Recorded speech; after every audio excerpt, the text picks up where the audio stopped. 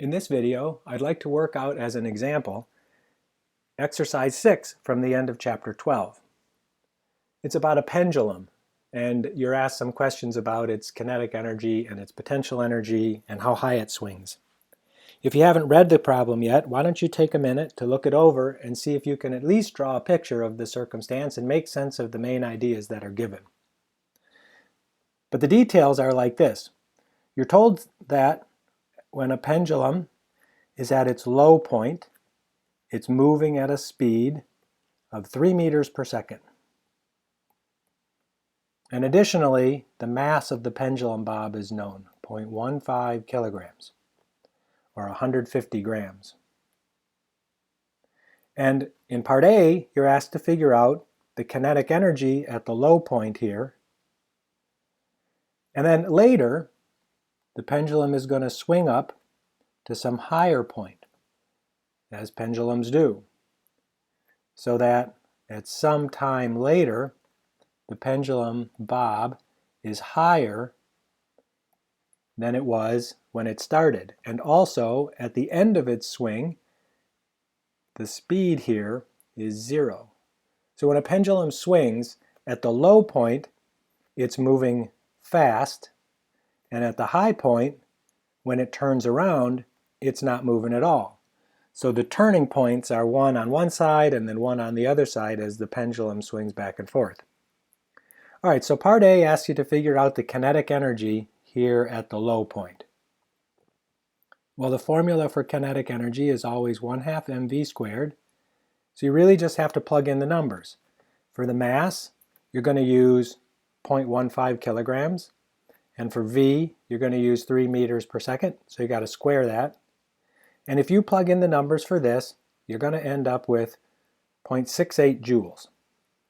You can verify that by plugging in the numbers, pause the video, and see that you get that. In part B, you're asked to figure out what's the kinetic energy of the pendulum when it's at the high point. Well, since it's not moving at the high point, its kinetic energy very clearly is equal to 0, because no V, no kinetic energy. You might ask yourself, well, where did this energy go? The mass, when it's at its low point, had 0.68 joules of energy, and at the high point, doesn't have energy. It doesn't have any. So the mass had to give away this amount of energy.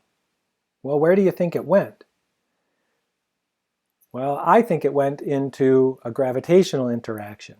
That as the pendulum rose up and gravity was pulling it down, gravity did work on the pendulum. Gravity took this amount of energy from the pendulum bob.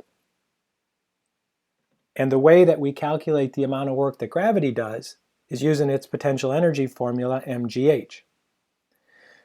So in part C, you're asked to figure out what's the potential energy at the high point of the pendulum swing.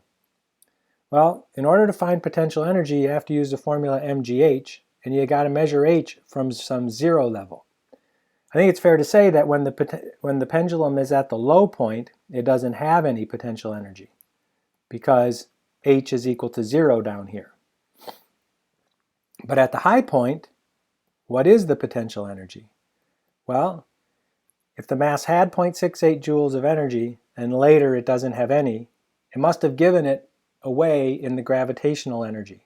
So must be that the gravitational potential energy when the mass gets to its highest point is equal to 0.68 joules, the same as the kinetic energy it had at the low point.